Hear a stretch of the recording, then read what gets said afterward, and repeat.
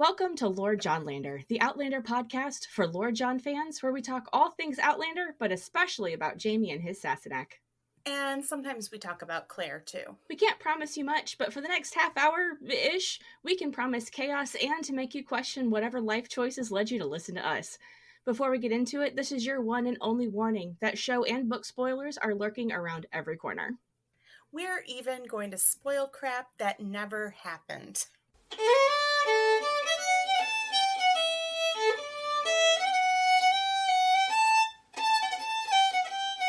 Hello, welcome to Lord Johnlander. We are your hosts. I'm Mistress Pandora. You can call me Pan. My co-host is here as well. Hey everyone, it's Beth. Jace we pray. And once again, we have Geek in the Pink. Ness is joining us for another fun-filled half hour. Hey, Ness. Hi, everybody. So glad to be back. Hope you didn't miss me too much in the past. What is it? 2 episodes. So we had to do a lot of begging with the sponsors to make sure that like, please let her come back. Love it. So we're going to talk about today, episode 109, The Reckoning. Gonna be fun. I think, we have one clarification from last episode. So last episode, we were talking about the weapon that Frank uses in that altercation in the alley. Beth noticed it. I didn't actually. But we did a little digging and we found out what it's called. And it is a baton called a blackjack. Let that sink in. Pretty wild. It's just an easily concealed club weapon with a short shaft. There's a lot of variation in design and terminology depending upon the time and place in which it was used or created. There'll be a link to that on our social media post, but I will just point out this is the most phallic weapon I have ever seen in all my days. This has multiple purposes, and not all of them are for fighting. Sorry, I'm not wrong. I can't stop thinking about the short shaft. Okay, I'm glad I'm not the only one. I was trying not to make a comment about it. I mean, you might as well. I just said it looks like a dildo, so go for it.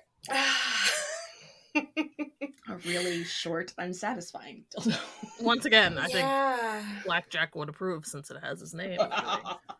I mean, maybe that's where it came from. Who knows? We'll never know. This is all very Freud. Yes. So there we have it. That's a good opener.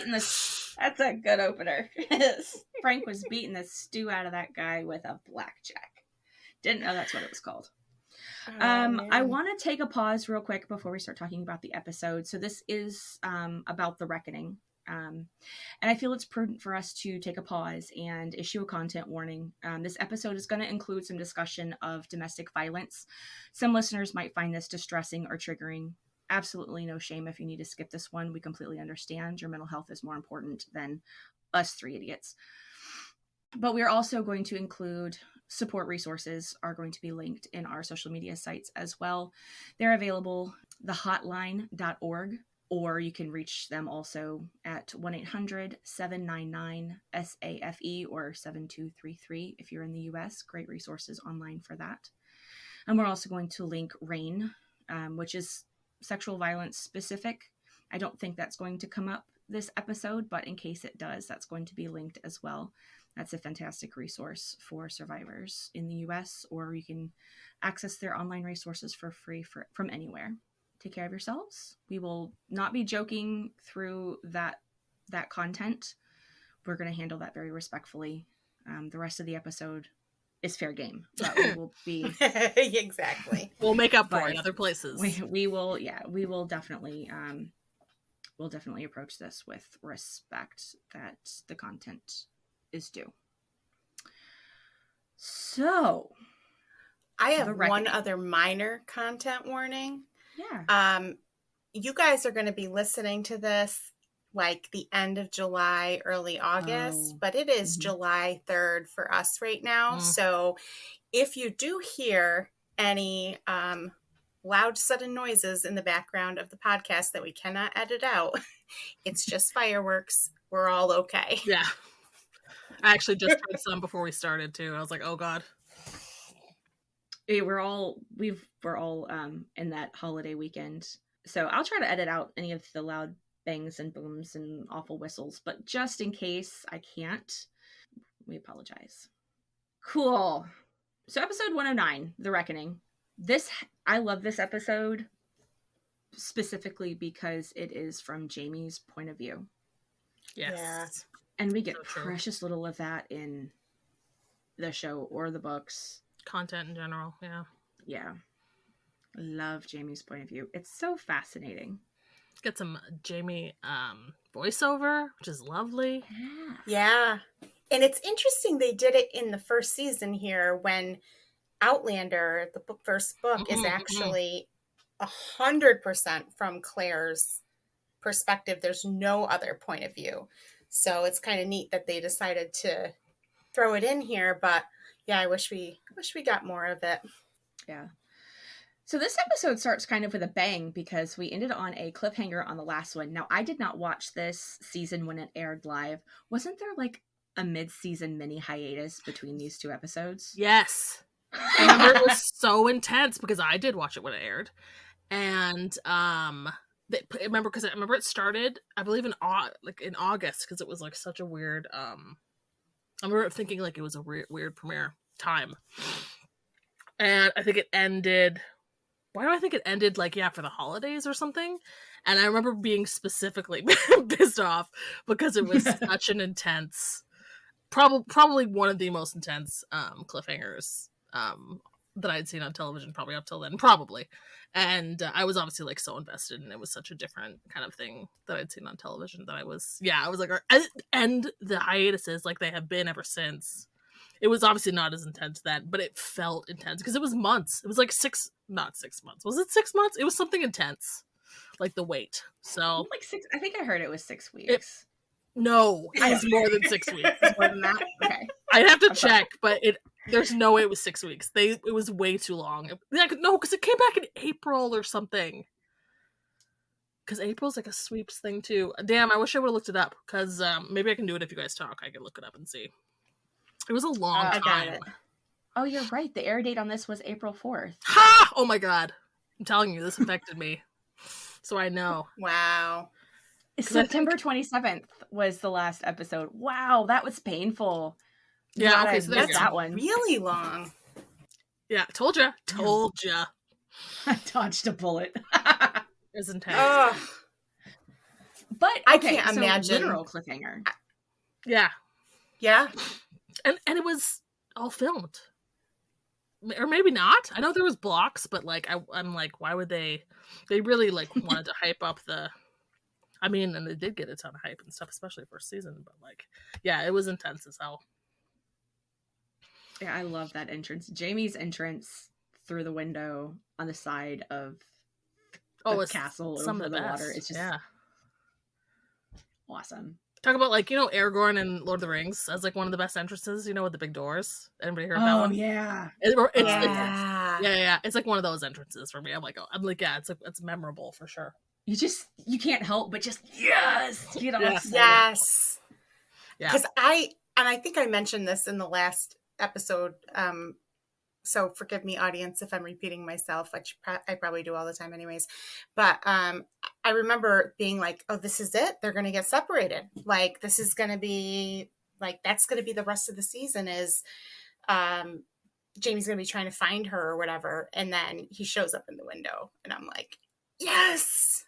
And I didn't have a 6-month break. So I just, Yeah, it's interesting, too, because...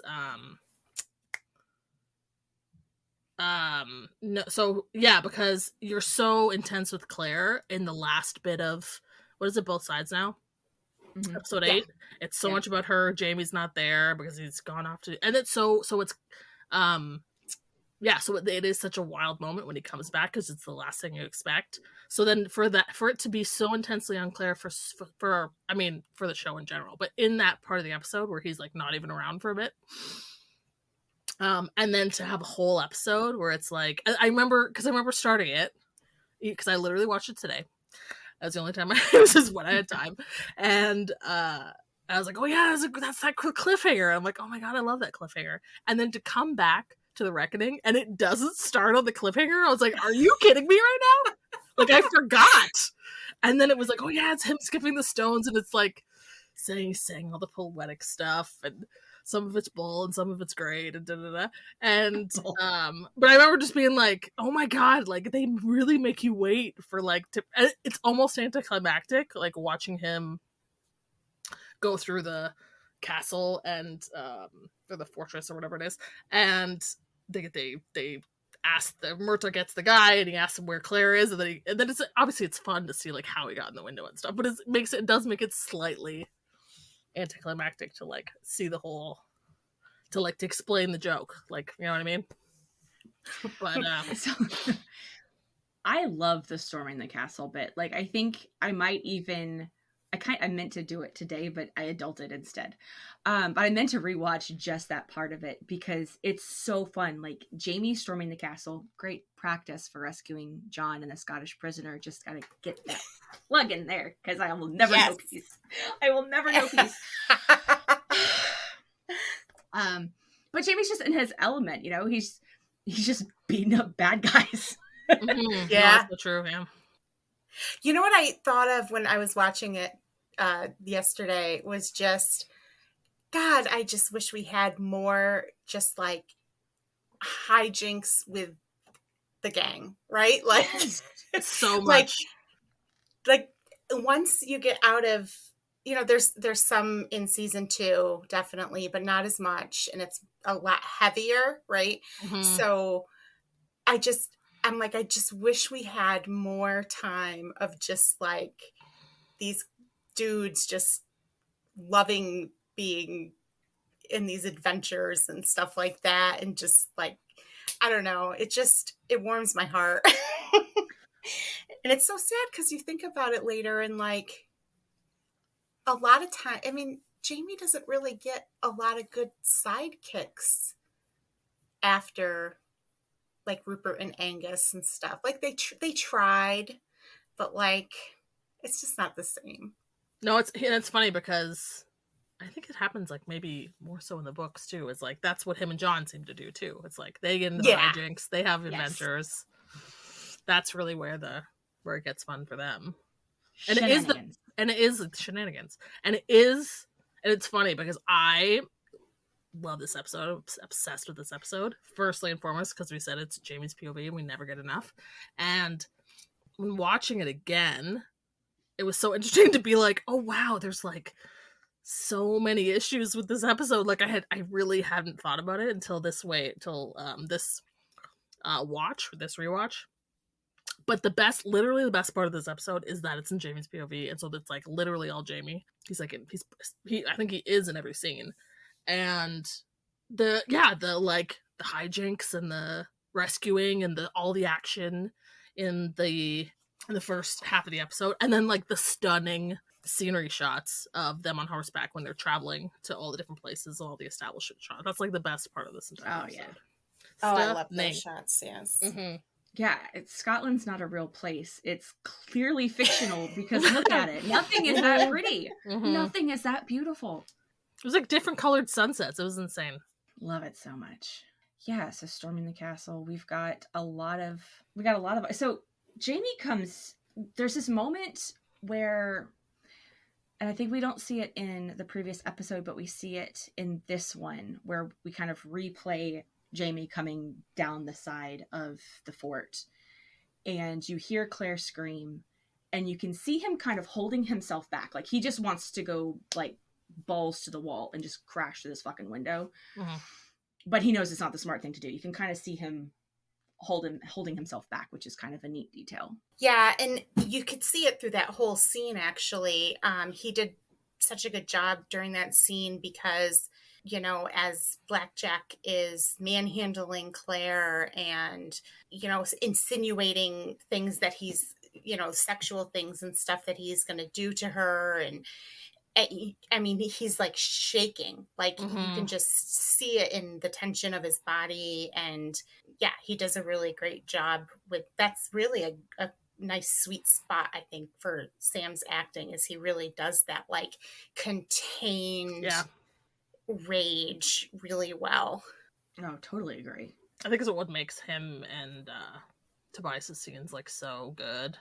Because I think it's like when Tobias is doing his like kind of crazy ranting, and then you see Sam like trying to hold it in. That's like some of the best stuff. It's great chemistry. It really is. Yeah. Yeah.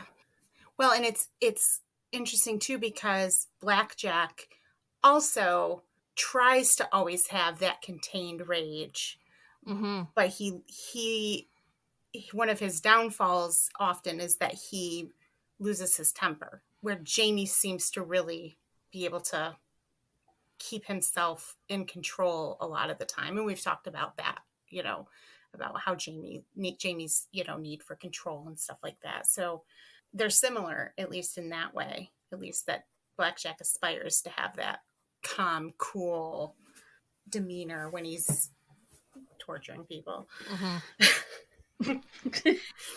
I tend to always forget. So once again, I'm saying I love this episode. It's like, it was always like a top 5 episode of the entire series for me. Definitely my favorite or second favorite of season 1.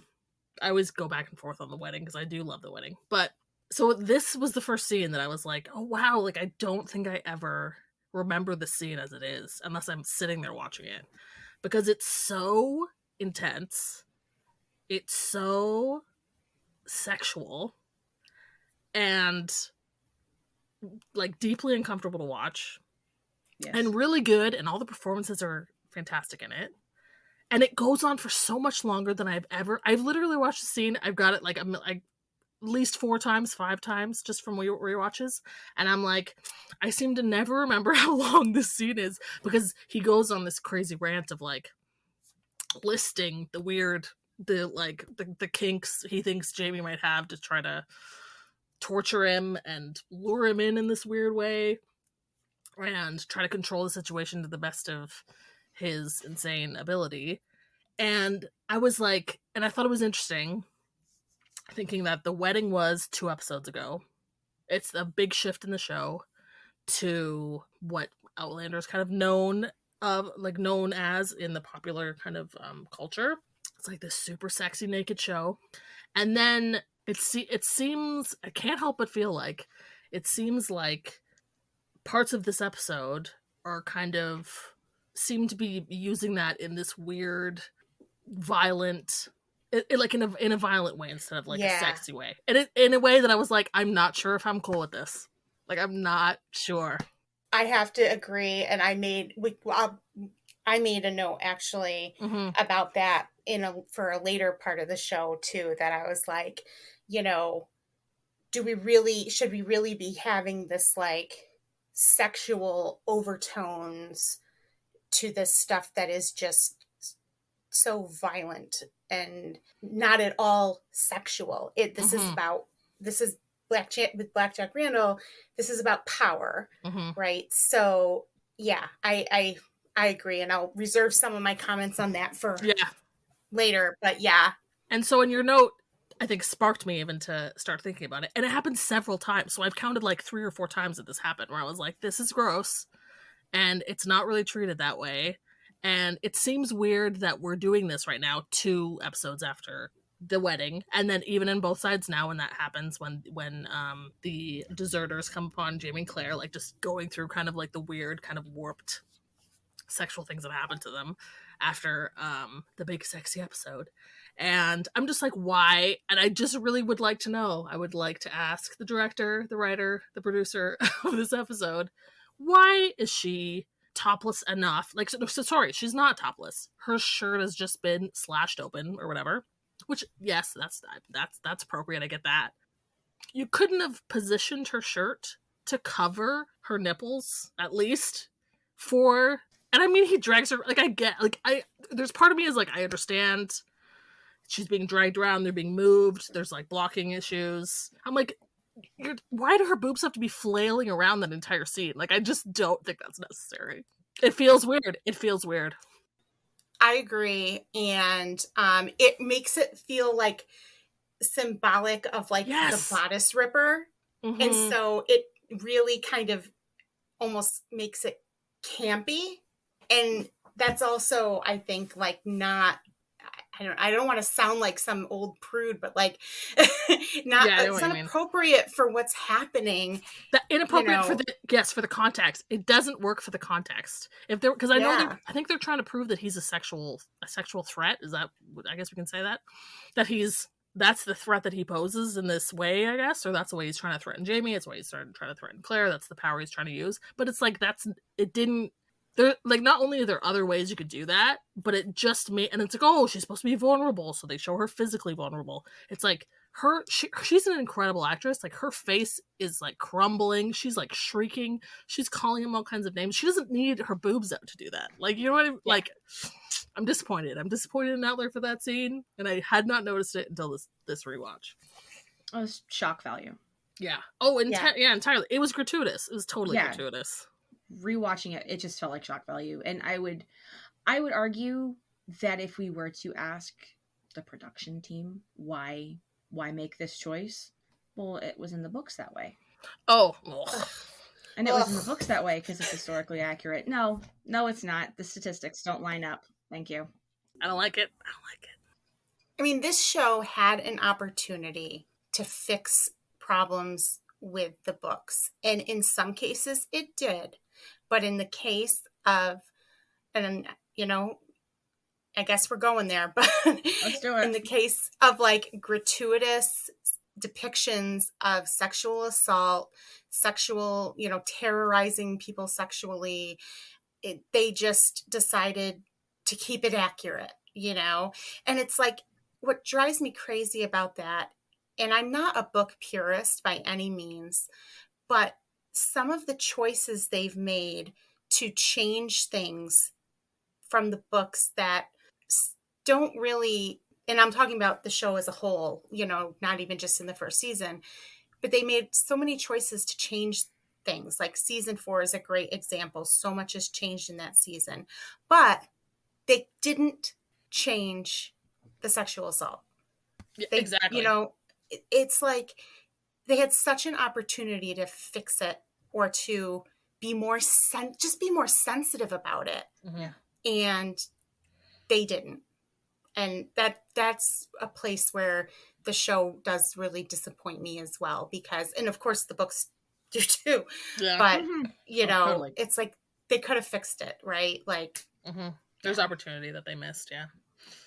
Or they saw it as, I can only imagine, like, just, I guess, thinking about it from a writer's perspective is like, oh, it's the plot.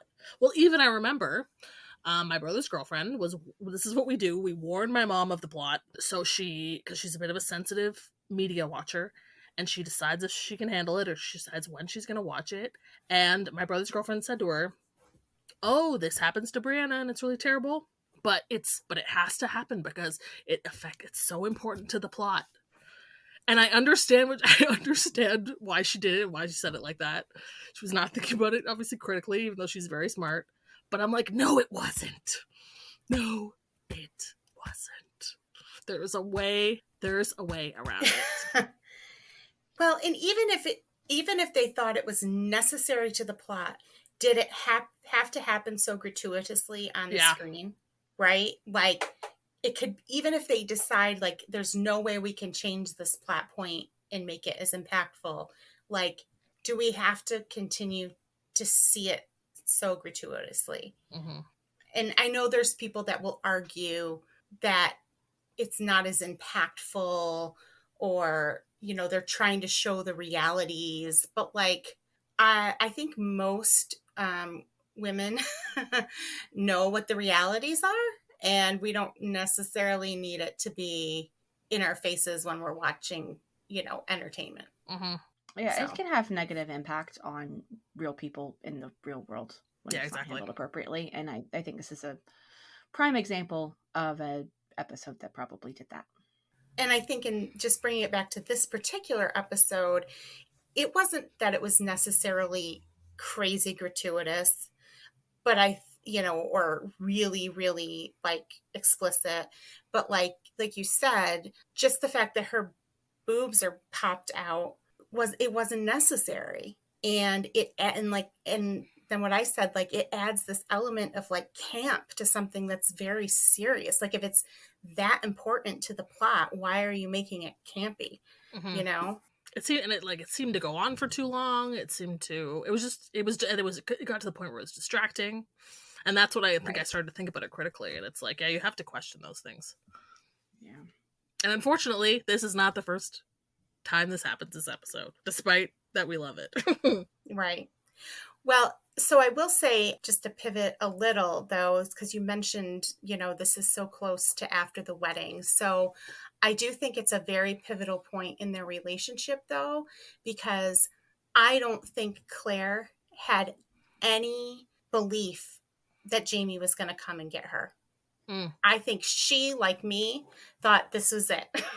Like, they're going to get separated. Maybe he'll try to come find her. But, like, I don't know that she had faith that he was going to come find her. And he shows in this episode that he meant it when he said she would have the protection of his body. You know what I mean? Like, he shows her there, something that I don't think she quite believed until he showed up in that window.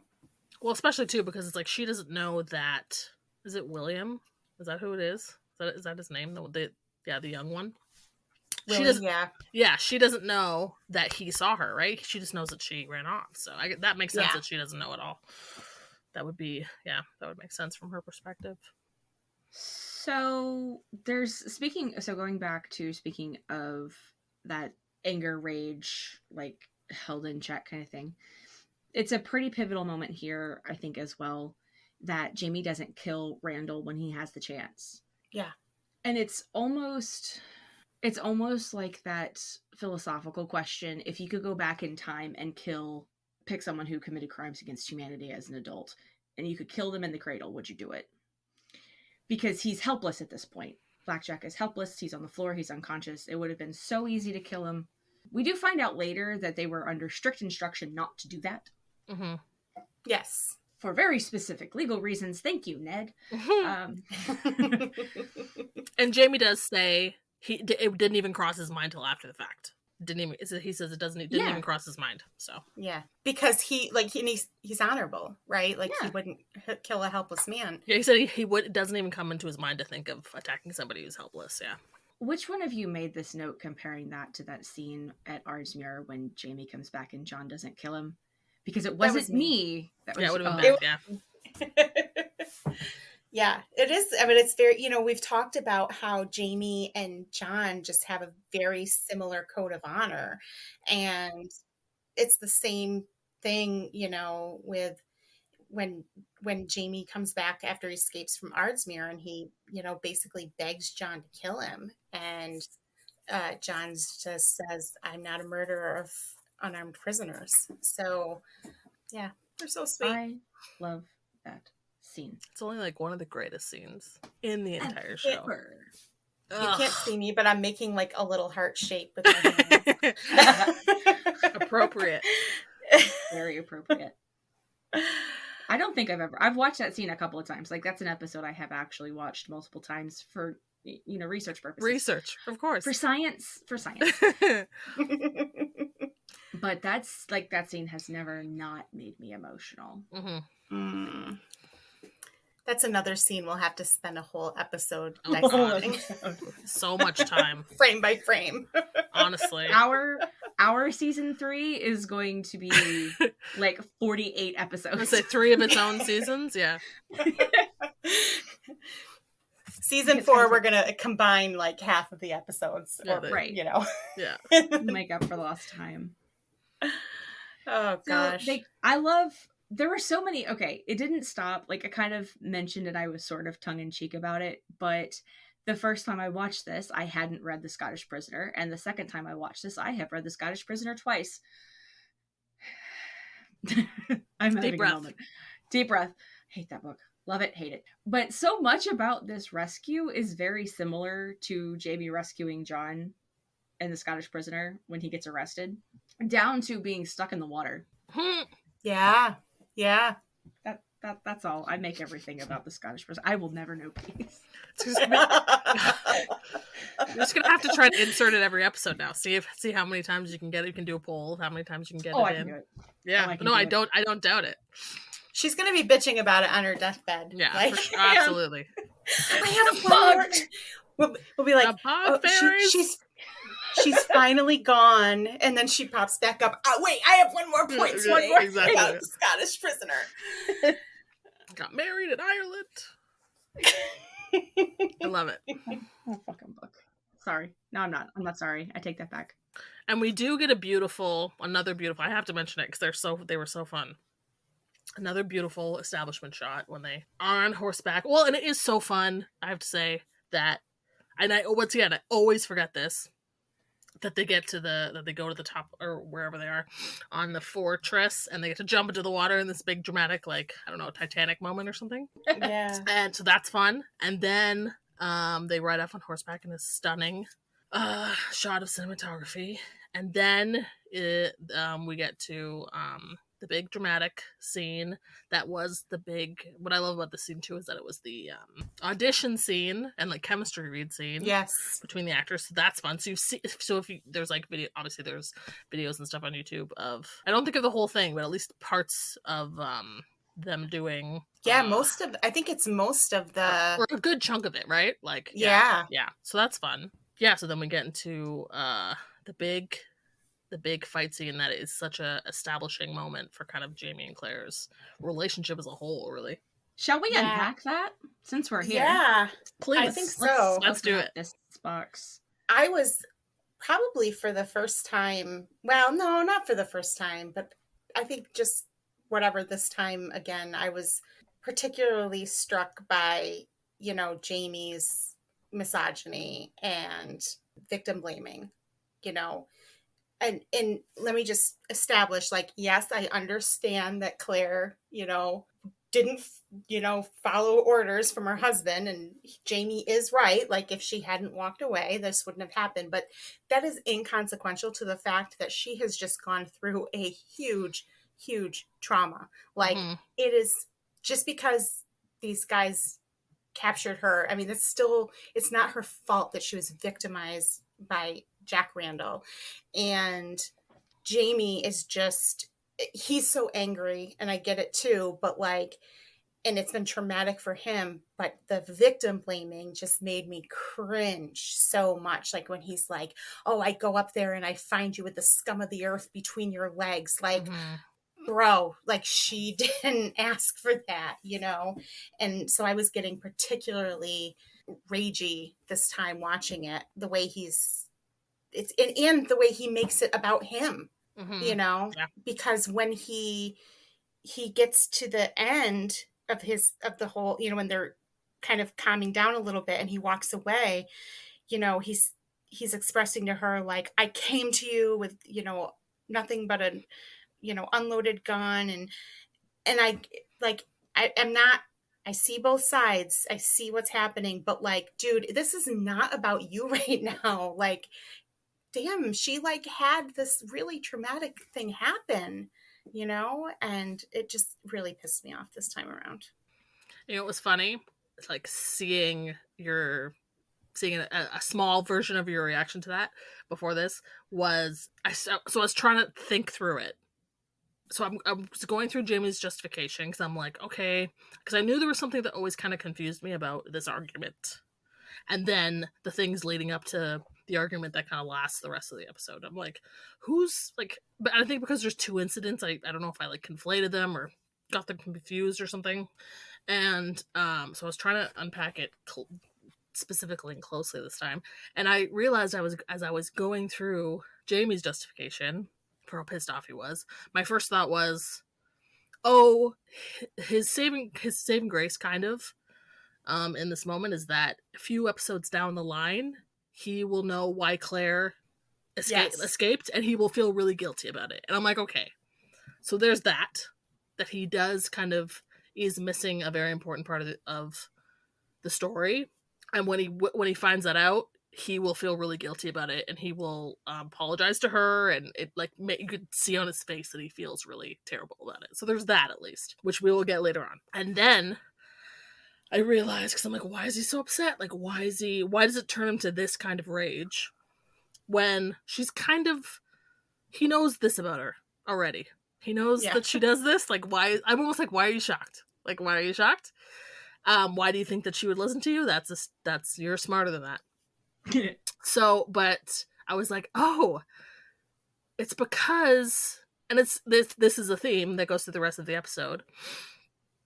It's that he knows that the responsibility is his, and not because of the culture, because of the time. Everyone else in his party blames him for this. He is responsible. So he's going, fuck you, chick. You did, like, you're making this, you made me look bad, basically. That's what that's really what he's pissed about. Which is actually kind of insane, because he's not usually like that, but he's having a moment of, how dare you disrespect me in this way and make me look bad in front of all my friends.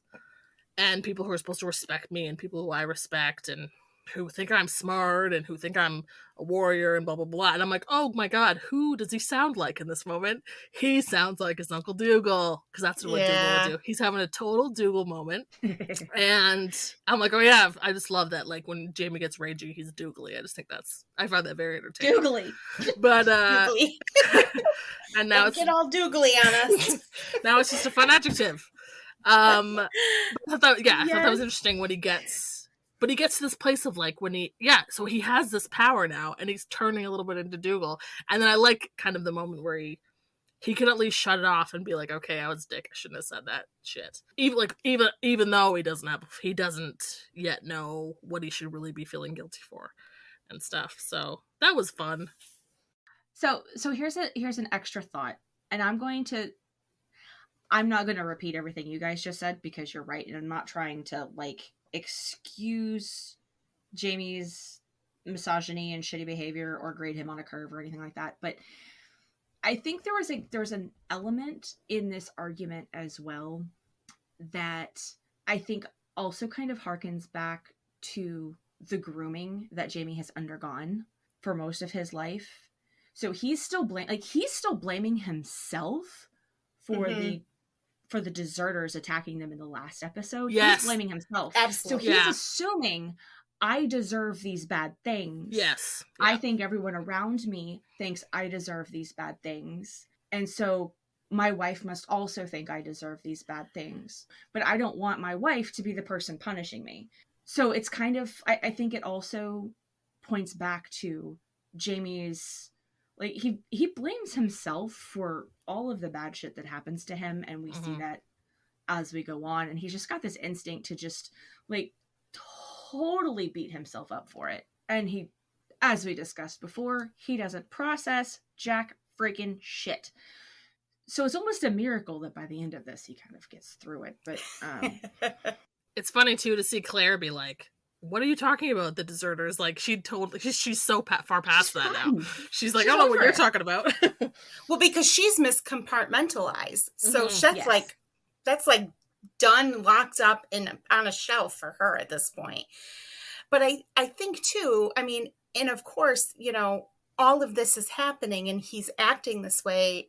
It's part of showing that this is a pivotal point for him. Right. Like, this is it, just like he talks about in the beginning of in the voiceover in the beginning, where, you know, he feels like he hasn't led, you know, the same path as other men. And, you know, he just kind of feels like he's just made these individual choices and stuff like that. So he's trying to figure out, like, he's trying to figure out what it means to be a man. And he fucks up in this part, in this scene, right? Because his vision of what a man is a man is in charge and punishes his wife, and, you know, and all these things that he's had ingrained in him. So yeah, he's absolutely having this almost like crisis of coming of age, you know, where he's trying to figure out what it is to to be a man. And yeah, he fucks up in this part. You know, we'll get to the rest of it later, but it's necessary, I think, to show some of this, to show his growth, right? Because you're almost have started to see Jamie as this totally ideal, you know, he's sexy, and then he's so like innocent kind of, you know, on the wedding night, and you know, all of that. And you know, we've seen him be really gentle with Claire, and so they almost like have to show him kind of be a dick. Oh, for sure. Yeah. to show that growth, right? Because you can't show any growth if everybody's got this like trumped up version of him in their head that he's like a saint, you know. Reverse save the cat. Yes. Yeah, there you go. He's got to kick a puppy. That's what he's got to do. Well, you got to keep it interesting. You got to, at least they kept his, you know, decided to keep his character interesting, gave him some flaws that he could work through. And well, and look, because we're really, what we're discovering in this episode too is, I know Pan loves this, his like a real massive part of Jamie's character is his violence and sex, you know, Yes. mess up in his head. That's coming up. And how really he is quite a violent dude. Not that he wants, it's not even that he wants to be violent, it's just like it tends to be his knee-jerk reaction. It's like what he was taught, that's how he's taught to get himself through conflict and stuff like that. It's like, those are not, he's not a, maybe up until now, or at least in the last few episodes, you might have been like, oh, what a puppy. And it's like, well, but he will bite you. Like, get, like there are layers to this. Absolutely. Well, and they talk about that in one of the later books, you know, that he like recognizes that, I think Claire calls him like a bloody man. And he kind of recognizes that is who he is, despite the fact that he'd rather not be. Yeah, well, that makes total sense. Yeah. Shall we? I feel like we're trudging. I feel like we're trudging towards like some real significant doom and gloom here. Shall we just rip off the Band-Aid? Let's do it. Yeah, let's just keep trudging, and then it'll be over soon.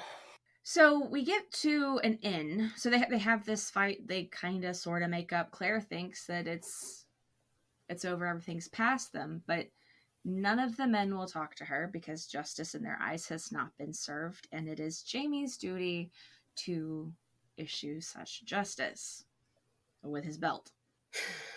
And there's so, even the first layer and the most obvious layer of wrong is, I hope obvious to most people, but what struck me watching it again was him, the thing that drove me nuts about Jamie in this episode, beyond the really obvious stuff, is how much he's like, he won't take responsibility for his shit. It drove me crazy. He'll do it later on with Leary, and this is where it starts, is he's like, no, I don't want to do this. What are you talking about? If it was me, I wouldn't do it. It's the men. I agree. I'm agree. Like, take responsibility for your shit, for your actions, for your choices. Well, and that's what he says in the beginning of the episode in the voiceover too, and yet here he is not doing it. It actually drove me quite nuts. I'm like, be a man. Make a choice. It's really, and I noticed it later in the episode. I didn't quite pick up on it in this part, but I think that there's a note that I have for later in the episode with Leary about it. Yeah, because he does it again. Just say what you mean and be intentional. And I think part of it in this part is that he doesn't really mean it. Like I think he knows that this is not the right thing to do. It seems so. It seems like that. He seems not sure about it. But again, he's been married for like a week, and he's trying to figure out what it means to be a husband. And all these dudes are telling him husbands punish their wives when they disobey. So he's like, you know, okay, this is what I'm supposed to do. This is what a husband does. So, like, I do think part of that wishy-washiness in this case is that he really doesn't quite believe he should do it. But I agree that he's just, not taking much responsibility. Or it's the fact, and even if he is comfortable with it, maybe he would, just for argument's sake, I think he at least knows that Claire is not going to take it well. So he's not quite ready to deal with that with her, I think. He's like, I don't want to. Yeah. She's going to cause a fuss. I'm not in the mood for this. Which, I mean, understandable. But once again, still a bit wishy-washy and annoying. I don't think he's expecting, again, not excusing the behavior, I don't think he's expecting that she's not accustomed to corporal punishment, for one. Because at the time, it was fairly standard. At least that's what we're led to believe. But that wasn't the case for Claire. That wasn't how she was raised. But there was, so maybe this is a counterpoint. I don't think, does this qualify as an official counterpoint? But to the Jamie not taking responsibility, I actually kind of, when he said if it were just me that you endangered, this wouldn't be an issue, but it was other people. That to me felt like childhood trauma. That felt like more of that grooming. I just feel like blaming Dougal and Colin for everything. I'm just gonna throw that. Well, I think it could be both. I think it could be both. It could be like that's his knee-jerk reaction, but then at the same time, when you say things like that, you're not taking responsibility for it. So yeah, exactly. It just, like I said, it doesn't make it right. No, I'm still not excusing his behavior. He was a dick, but it's still like there was. I still think that kind of points back to this bad thing happened because of me, and I deserve the consequences. Mm-hmm. But my friends, my family doesn't deserve the consequences of my bad behavior. Even though he didn't do anything wrong last episode. That wasn't him. That was the criminals that attacked them. Which is interesting, because then he's doing something bad that is now giving him real consequences that he has to deal with. So he's getting punishment. He's just, once again, he's creating this chaotic cycle of, reliving trauma. Why are we shocked? Yeah, this was not, this was another scene that was probably not handled appropriately. So I remember the first time that I watched this, I was waiting for it to turn into a sex scene. Mm-hmm. Same. Because of the music, the playfulness, the men laughing, all of that stuff. I was just oh, this is going to turn, because first of all, you don't, even in period dramas, you don't necessarily expect to have a scene where you see a husband abusing his wife. It's just not something that is, typically shown in a lot of stuff. And with Claire being such a strong person, and I just kept waiting for the tables to turn and it turn into this sexual scene and Claire getting the better of him and whatever. Mm-hmm. And then it doesn't, right? It's I almost would have preferred that. Right? Well, yeah. I mean, it certainly would have taken away, well, anyway, but I just, and then, so then this time again, I was, when I was watching it, it struck me again. And I was just because every time I've seen this scene, I'm kind of I feel like I'm very confused. My whole body has this confused reaction to what's going on. And again, I just don't, the tone of it is so light. Like I said, the even because I was thinking about the music, because Ness, last time you were on, we talked about music and, mm-hmm. Setting tone, and the music is just so playful. And I'm just this is just, again, and I know that I don't know, probably people would not want to watch it if it's all just dark drudgery that we're talking about right now. But then find a different way to do it. I don't know. That scene has never sat right with me. You know what's so interesting? I just realized this as you were saying this. Definitely the first time, maybe even the second time I watched that scene, I don't think I even understood that he was abusing her. And that scene's insane. So the reason I say this is because of the music, of the acting, of just the general playfulness of the atmosphere of the whole thing. The way they use their voices, so much about it. Literally everything about it. So much so that I absolutely expected it to turn into a sex scene. And I was like, oh, they're going to get into some, like, BDSM stuff. Like, I don't know. Yeah. Like, you do you. I'm not going to judge you. So I think this is... So I was saying before about how I sometimes confuse the arguments in this episode. So I remember the first and possibly second time I've seen this episode, I was like, why is she so mad at him? Why? Because I genuinely did not understand that he had abused her in that moment, because they played it so playfully, and I was like, oh. And I think because at the end he says, I said I'm gonna do this, I didn't say I wasn't gonna enjoy it, or whatever he says, I was like, Yeah. oh, so that's super creepy and weird. And, well, I mean, there's interpretations to that, let's just say that. But I genuinely thought, at least once or twice, that maybe it didn't turn into a sex scene in the show, but it was sexual play between them. I think we were meant to interpret it that way. We were definitely not supposed to interpret this as being abusive. It was supposed to be funny. But, like, so here's the conflict, right? So either we're supposed to interpret this as abusive so that what happens later carries a weight to it, which is, I think, what's supposed to happen, or we're not supposed to think it's that serious, which leads to what you were saying, Ness, like, Exactly. why is she so angry at him? Suddenly the rest of the episode doesn't make sense. So you can't have it both ways. Yeah, exactly. It has to be that he abused her, or else her reaction makes absolutely no sense. And why? There's literally no reason to do that. So then why play that scene that way? Literally because you decided to, like, make it palatable, quote unquote palatable. It's like such a bad choice. It's such a bad choice. So this isn't the only time that this happens. Like, this is kind of a thing that happens repeatedly throughout the series. So we see it again, just off the top of my head. We see it in season 3 with Geneva. That's not meant to look like sexual assault, but it fucking was.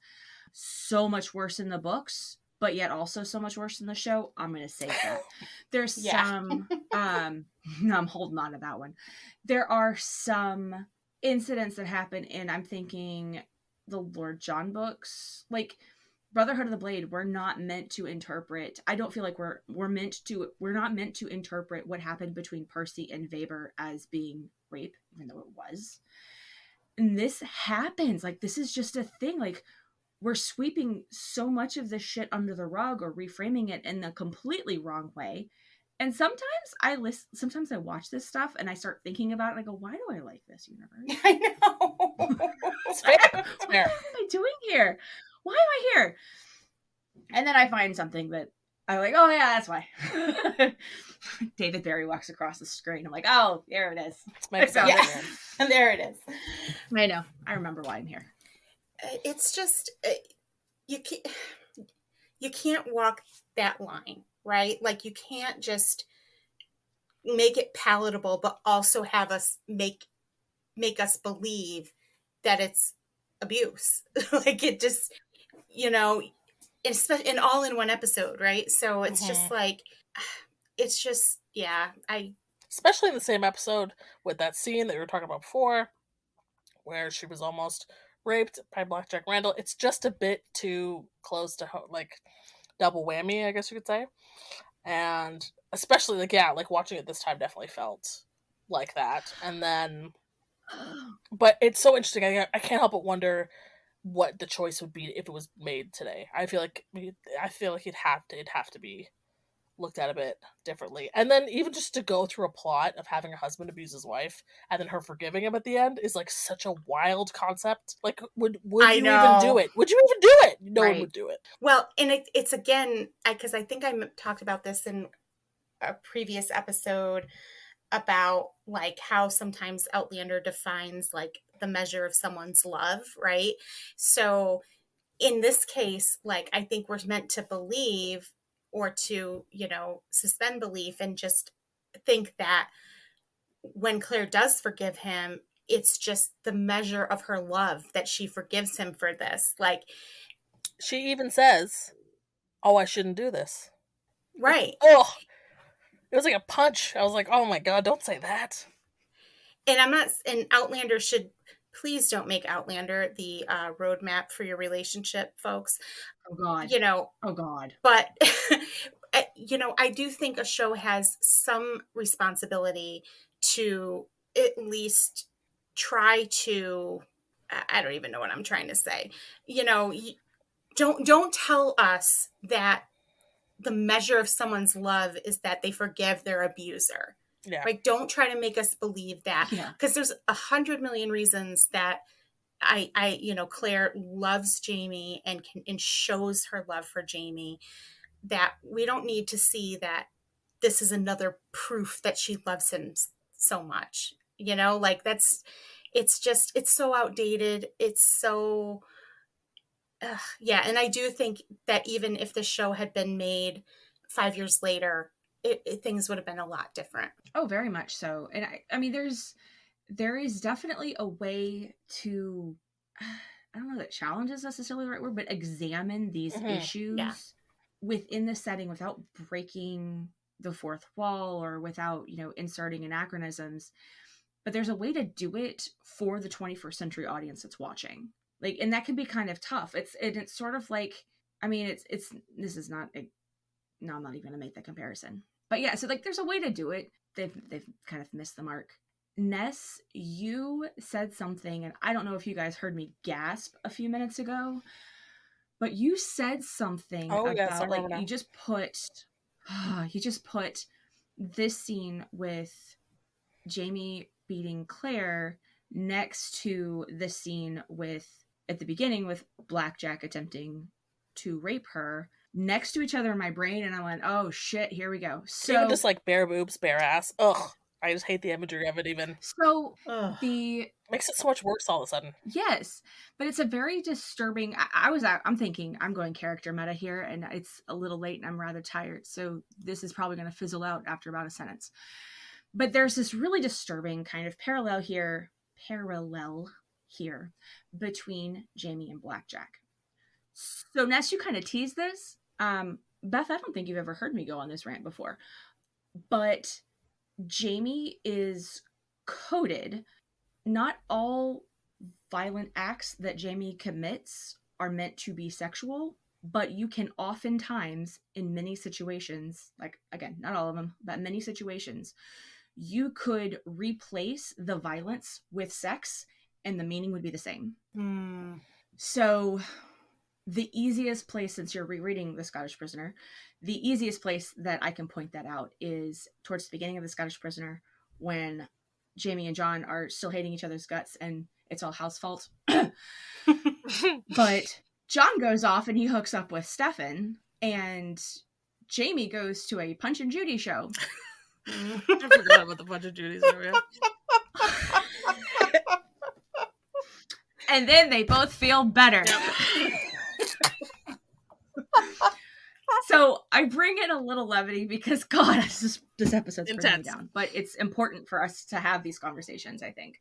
Like, we can enjoy the media and still criticize it. Absolutely. I think... like, that's just critical thinking. I think it's important if you're an Outlander fan. Yeah. I mean, I've never been one to subscribe to the idea that if I like something, that in order to be a true fan of it, that I can offer no criticism. Yeah. Like, I just think wrong. That's just doesn't make any sense to me. And yeah, you know, sorry, as an English major, like I'm gonna pick everything apart. It's just who I am. I now understand you so much more, Beth. Oh my God. Because I too am an English major, and that's why we do this. Yeah. So personally, if I didn't criticize the thing, I wouldn't write fan fiction about the thing, because my fan fiction is not necessarily a love letter, but per my last email, here are my fucking notes.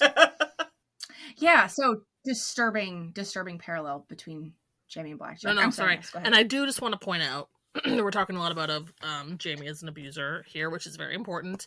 But during that scene, I guess. Oh, so technically before he is, well, no. Okay, let me unpack this. Now I'm going through it. I'm trying to pick the right words. He is threatening her. He is going after her. He's cornering her. He's doing, threatening. Yeah, he's threatening doing threatening things, and she defends herself. violently. She scratches his face and leaves marks. She kicks his head or something wild. It's violent, okay, and it's portrayed as violent. It's he makes faces and reacts in a way that I don't know if he's necessarily like quote unquote hurt, but is affected. Is it stops his motion for a few moments or whatever, and none of this is addressed. Except for that, the men also laugh and say and make jokes like who's punishing who and and then when he comes down in the morning, there's a Dougal or somebody else talks about the scratch on his face, and it's like it's just okay. It's just okay to beat people up, and nobody gives a shit apparently. Well, and again, I just this woman has just been forced into a marriage, which is it's going to work out for her. So we're glad about that. But she's forced into a marriage. She doesn't know that it's going to work out. And now this guy's beating her. She was almost raped. And then she was arrested and almost raped or assaulted again. And now she's dealing with this idiot. It's just, Like, she does not need this today. No. And it's just, I mean, it's when you think about all of that, like, it's really fucking bananas that she forgives him like that quickly. Yeah, it is. Like, holy shit. In the book, Jamie has like this long talk with her about when he was a kid and his being punished, and we don't have to go too much into this, but it's kind of like, I get that part's kind of trying to show where his perspective comes from, but like also, I'm your wife. Don't compare me to a child that has to obey his parents. Like, I don't know.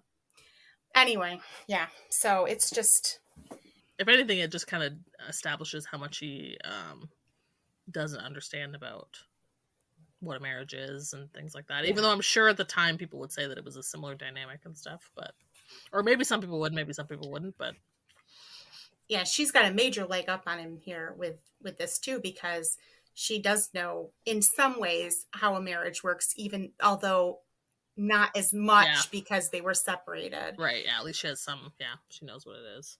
And she's actually unique in that Uncle Lamb did not believe in spanking, which for that time period was also an oddity. I mean, it's not like the 1930s and 40s were any better than the 1700s for, husbands beating their wives and using corporal punishment. She's really in a very unique position with that, just kind of being like shocked that like, holy crap, all this other shit happened and now my husband is beating me. It's interesting too, because now thinking about why does she forgive him, or like what must be going through her mind when she thinks about all the things that have happened to her. And I think I can't help but like wonder if it's a moment of I'm not like I can't do more of this. It's like, so at least he comes to this place where he's like, I won't do it again. So so it kind of makes sense to me, like based on the ending of the episode, that it's like, I mean, I'm not saying that this is right or wrong. I don't want to pass any judgment on it, but it's like, you did this shitty thing, and I'm gonna let it pass this time. But the next time, I'm not gonna let it pass. Yeah. Well, she does threaten to cut his heart out with a knife and eat it for breakfast. Once again, very violent. So this has been a really fantastic, rather heavy conversation. Let's go ahead and just call a spade on that one. This has been very heavy. We are right at that 30-minute mark. I think this is a great, because from here on out, it's a little bit lighter. We get to go back to Castle Leoch and have some fun with Lyra and all that good stuff. And there's some politics and shit with Gollum and Dougal. That should be fun to talk about. So I'm thinking we should probably make this a 2-part episode and continue, apparently, rant part 4. See what I did there? I just titled it. It's officially my fault. I get it. It's all good. You know what? Yeah, I'm gonna go with that. Yes, Ness, it's your fault. Love that you're doing it though. So, Ness, thank you so much for joining us for this teeny tiny little episode, and we will continue this later. Thank you, everyone, for listening. Thanks, everyone. We'll talk to you next time. Bye.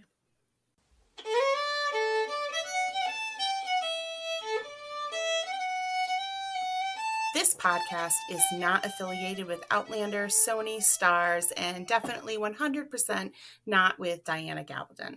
All opinions expressed are our own, and we may not even believe them ourselves. In fact, nothing in this podcast should be taken seriously as a general rule. We may not even be real people. Does this podcast even exist? This podcast is not suitable for children, immature adults, homophobes, anyone who takes fandom too seriously, people who don't understand that the characters aren't real, people with sticks up their ass, people who hate fun, and people who have no sense of humor. Do not try any of these hot takes at home. We are professionals. The FDA has not approved this podcast for human consumption. Side effects may include nausea, vomiting, the urge to send us anonymous homophobic hate, ringing in your ears, and constipation. If you experience any of these side effects, ask your doctor if dying mad about it is right for you. If you know us in real life, no, you don't.